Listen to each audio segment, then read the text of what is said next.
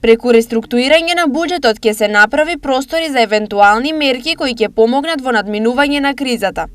Секаде каде што може ќе се крати со ребалансот, на кој веќе се работи, пишува во својата колумна министерот за финансии Фатмир Бесими, посочувајќи дека тековната криза е афтершок од пандемијата и како таква би требало да биде послаба од првичниот удар. Во Министерството за финансии веќе се одвиваат консултации со институциите за степен на реализација на проектите и тековните расходи. Она што со сигурност како министер за финансии можам да го кажам е дека ќе бидеме максимално конзервативни, секаде каде што може ќе се скрати. На тој начин ќе се направи повеќе простор за нови реакции и мерки кои со оглед на ситуацијата најверојатно ќе бидат повторно потребни. Пишува Бесими.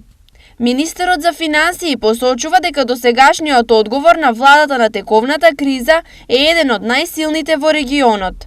Од почетокот на кризата, одговорот на владата изнесуваше 615 милиони евра за мерки за подршка на економијата и граѓаните.